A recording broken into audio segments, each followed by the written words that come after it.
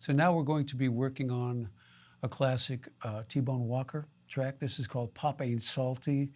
It's from one of his very best records. It's the first track you hear, the first notes you hear on his T-Bone Blues record, this beautiful little intro chorus. Now, before we start that intro chorus, we're going to learn some rhythm parts and work at supporting that intro chorus. So what we're going to talk about right now is how important the backbeat is to a groove. And the backbeats are 2 and 4 as we count, like 1, 2, 3, 4, 1, 2, 3, 4. So every drum part you hear pretty much in a shuffle or even funk parts and swing jazz, the drummer is going to be accenting 2 and 4. Now, in the lesson, we've added a jukebox that has a number of great tracks in it. Every one of those tracks features the drummer just slamming the backbeat. So if you haven't yet, I want you to please go back and look.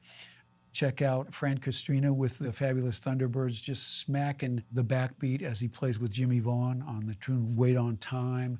We've got Albert Collins playing one of his classic instrumentals, Frosty, and the drummer just nails that backbeat. It comes right through in the mix, and it's so important for us musicians to hear that backbeat. So I've put a number of tracks, put some James Brown tracks on there where you can hear in a funk context, and there's several tunes up there. So listen to every one of them and listen for that backbeat. You can't help but hear it. It's popping out in the mix, okay? So around the school and around Berklee, one of the common techniques when people are studying jazz is to play along with a backbeat on 2 and 4. But I do that with jazz, but I also do it with blues because it just works great on a blues shuffle. And since the beginning of the blues and the Chicago blues, when they started recording, electric blues and everything, the drummers, man, if that drummer wasn't playing enough backbeats, the band leader would say, give me more of the backbeat. I want to hear the backbeats, So I'm going to be building this exercise, this Pop Ain't Salty track up around a backbeat. So I'm going to be demonstrating to you how to play along with the click on 2 and 4. Now, this is going to be a little tricky until you get used to it. So I'm going to actually demonstrate that a little bit with a metronome click, and I'm going to count it so you get an understanding of that at first. I'm going to do it slower, and then we're going to move it up to the tempo that you'll be playing the T-Bone Walker song at. But let's slow it down for this first time. Listen to this click, and I'll count it in and explain how to feel the count in, because that's essential, getting the count in to put you on track with that feeling, that beat, that click on 2 and 4, because many of us want to feel that on 1 and 3 instead. So you're going to find out. If you haven't done that before, it'll be a bit of a challenge, okay? So let's try this. I'm going to put a metronome, just a slow click on it first. So I'll start with a very slow tempo on the metronome. This is 40 clicks per minute or 40 beats per minute. And if that's on a backbeat, that means the quarter note would be 80 beats per minute, but this is backbeats at 40. Those clicks are 2 and 4. So if you want to get a handle that on 2 and 4, one of the easiest things to do at first is just say 2, 4, 2, 4, 2, 4. Now, once I know where the 2 and 4 are, I'm going to add 1 and 3 in between. Watch. 2, 4, 1, 2, 3, 4, 1, 2, 3, 4, 1, 2, 3, 4. Now, I kept going for a few bars because it's important for you to do that at first to make sure you can hang on that tempo and not turn the beat around or anything. So let me do that again.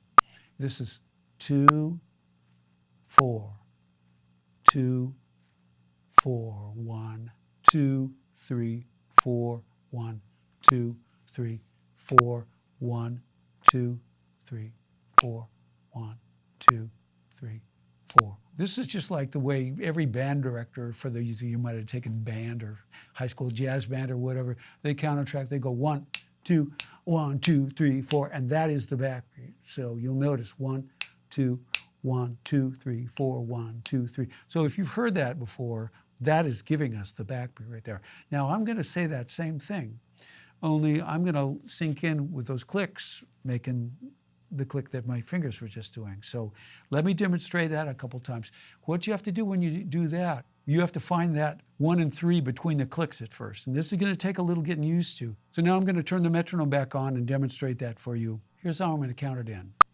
1, 2, 1, 2, 3, 4. Notice my first count 1 was right between the clicks. 1, 2, 1, 2, 3, 4. And that's how you count in. One more time. 1, 2, 1, 2, 3, 4. Make sure as you do this, as you're saying 2 and 4, that 2 and 4 are when the click's sounding. 1, 2, 1, 2, 3, 4. That is the standard universal count off for bands, kind of, almost everywhere, I would say. In the old days, sometimes a band leader, or even now, you'll hear a band leader that just stomps their foot. They go, they don't even count. You just hear this foot stomp.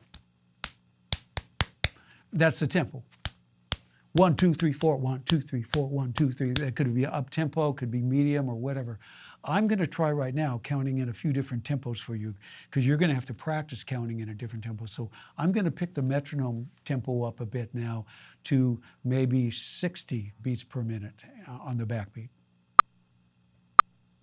You can see it's going a little faster. Now, I still need to start between the beats. 1, 2, 1, 2, 3, 4. Now, let me play a little something as I do that. Watch this. 1, 2, 1, 2, 3, 4.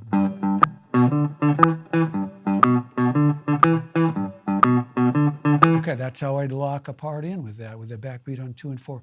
Let me take that to a faster tempo. I'm going to move that up to 100 clicks on a metronome. Now, this is getting in an up tempo.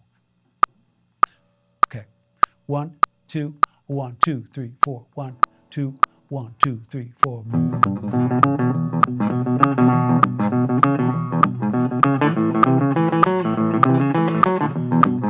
So forth on that, basically, but that's how fast that tempo. Or like this.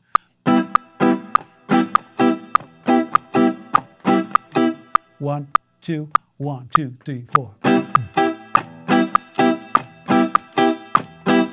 See, that tempo of that click, it better keep me dead on with my groove. It doesn't allow me to add any half beats or anything like that. It will ensure that I stay on with rock solid with that 12-bar form or whatever form I'm on, and I'm not adding beats or anything like that. So playing with the backbeat at various tempos is really important. What I'd like to do now is I'm going to take that click at 55 and I'm going to demonstrate just playing a little bit of that March in E that we did. And this is how to feel that, because you can play this on all kinds of shuffles. So I'm just going to play a little bit of that, just enough to get you into the groove and so you understand how valuable this is as a practice technique. Okay, so here it is. Little of the March in E, just to start it. 1, 2, 1, 2, 3, 4.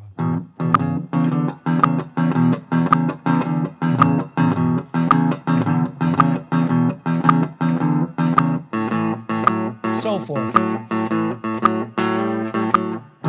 don't even have to play the whole thing. I just want you to see that that's a great technique for practicing any of these rhythm parts that are on a shuffle. Put that metronome on 2 and 4 and practice it. It'll help you keep on time.